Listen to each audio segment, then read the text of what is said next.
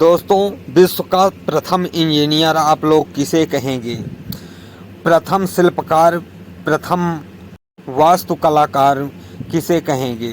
दोस्तों, मैं तो भगवान विश्वकर्मा को कहूँगा, जो कि जिन्हें कहा जाता है कि ब्रह्मा के पुत्र थे, जो कि सातवें ब्रह्मा के पुत्र थे, जिन्होंने देवताओं के लिए स्वर्गलोक का निर्माण किया और लंकेश्वर के लिए लंका का। चलिए जानते हैं दोस्तों कि भगवान विश्वकर्मा ने अपने कर कमलों के द्वारा कौन कौन से प्रसिद्ध ऐसे अस्त्र शस्त्र या विमान या कि महल बनाए, जो कि आज भी वर्णित हैं ग्रंथों में और जिन्हें लोग याद करते हैं।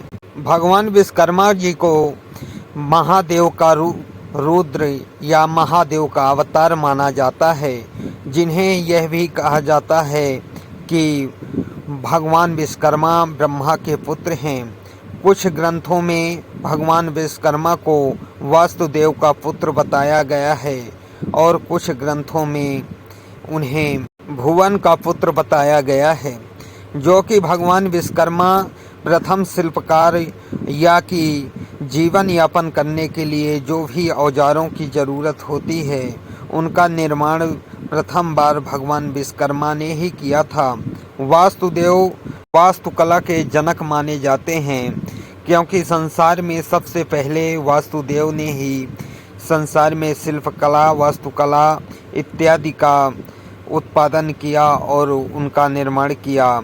उनके पुत्र भगवान विश्वकर्मा हुए और भगवान विश्वकर्मा के पुत्र मायासुर, जो कि लंका निर्माण में भगवान विश्वकर्मा का सहयोग किए थे, और उसके साथ ही पांडवों की राजधानी माया नगरी को भी मायासुर और भगवान विश्वकर्मा के द्वारा ही बनाया गया था। पांडवों की राजधानी जो कि भगवान विश्वकर्मा ने बनाई थी, वह तो अत्यंत अद्भुत थी, जहाँ जाकर के सभी लोग अचंभित हो जाते थे। दुर्योधन भी वहीं अचंभित हुआ था, क्योंकि वह देख रहा था कि जल भरा हुआ है और उसमें कूद पड़ा स्नान करने के लिए, और जब वह दर्पण निकला तब वह घबरा गया और वहाँ पांचाली देख लेती हैं और उसको देखकर हंस देती हैं और कहती हैं कि अंधे का पुत्र अंधा ही है। इसी वजह से कहते हैं कि दुर्योधन पांचाली के ऊपर अत्यंत क्रोधित हो जाता है और क्रोधित होकर उसी के वजह से उसने पांचाली का चीरहरण करवाया था और महाभारत जैसा युद्ध हो गया। हालांकि दुर्योधन पहले से ही अत्यंत दुराचारी था। इसके बारे में फिर कभी किसी वीडियो में बताएंगे दोस्तों, भगवान राम जिस पुष्पक विमान पर बैठकर लंका से वापस अयोध्या आए हुए थे, उस पुष्पक विमान का भी निर्माण भगवान विश्वकर्मा ने ही किया था। भारद्वाज ऋषि ने विमानों के 18 प्रकार के विमानों के वर्णन लिखा है, जिसमें से एक पुष्पक विमान भी है। रावण उसी पुष्पक विमान में बिठाकर माता सीता को हरण किया था और लंका ले गया था। कहते हैं पुष्पक विमान मन की वेग से उड़ता था, जैसे कि मन अभी जहाँ कहा जाए वहीं पहुँच जाएगा, उसी वेग से पुष्पक विमान उड़ता था। और उस पुष्पक विमान को बनाकर कुबेर को दिए हुए थे भगवान विश्वकर्मा, और वह विमान रावण उस कुबेर से छड़ा लेता है और उसी विमान से अनर्गल कार्य करता है।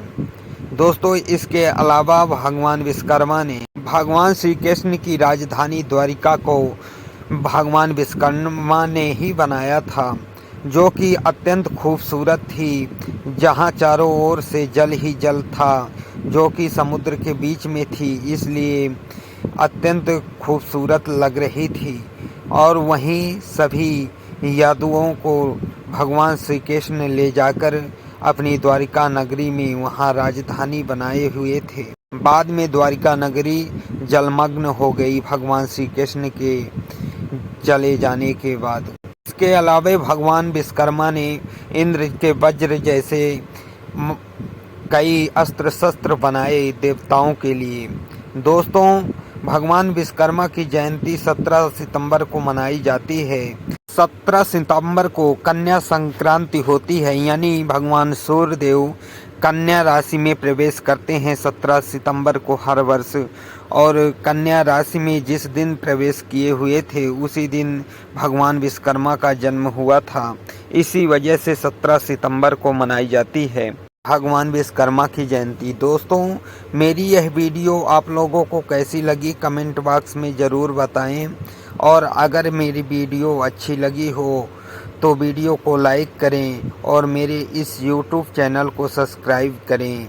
जय हो भगवान विश्वकर्मा की।